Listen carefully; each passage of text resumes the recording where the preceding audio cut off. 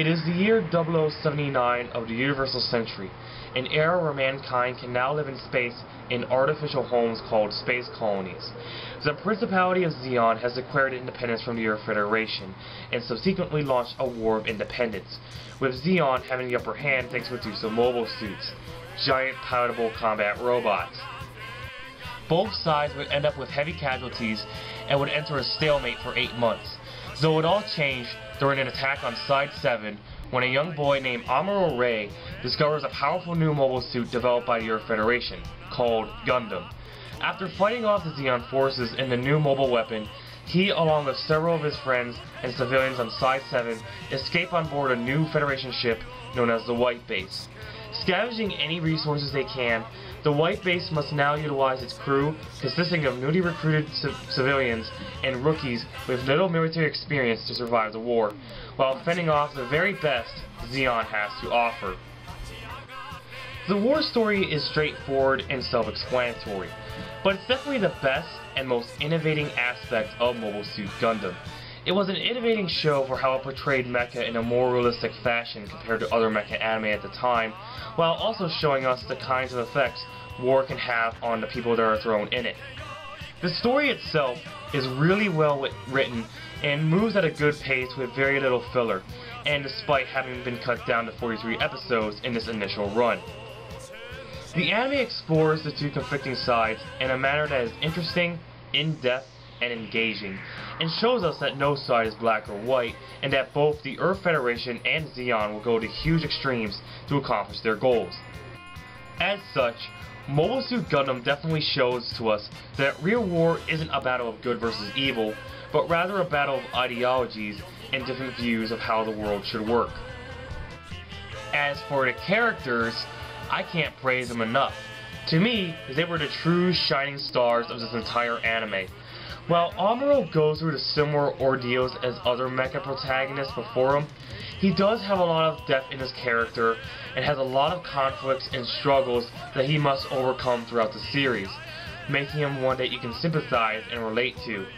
Each of the other White Base crew members all also have to come face to face with their own personal struggles as well, which makes them endearing and memorable. Of course, the White Base crew aren't the only ones to have this in-depth view, as the Zeon forces also have quite a lot of screen time as well, and are just as memorable. While they are portrayed as honor-driven antagonists, there are those you can sympathize with, such as the sly and charismatic Char Aznable. While Char seems to be loyal to Zeon, he does have his own personal goals to accomplish.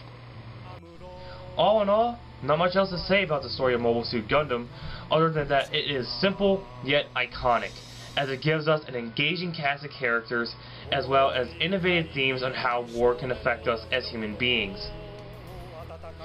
At the time I upload this review, this anime is now 36 years old, so naturally the visuals are outdated, but it really shouldn't bother those that truly want to get into the series, unless if you are a total noob that only cares about style over substance. Sure, the animation has some inconsistencies as well as a lot of stock footage, but it's at least passable for me, with the character designs and such having somewhat of an old school charm. The battles are iconic and still a treat to watch. Speaking of which, Gundam was the first mech series to introduce mechs in a more realistic battle scenario. Before Gundam came along, a lot of the mecha anime produced were more shonen and superpowered in nature, and are referred to as super robots. Examples include Mazinger Z, Getter Robo, Voltus 5, and Zambot 3. Gundam would change all that by showcasing battles that utilize military strategies like guerrilla warfare or stealth rather than brute force, and would eventually lead to creating the real robot genre in the 1980s.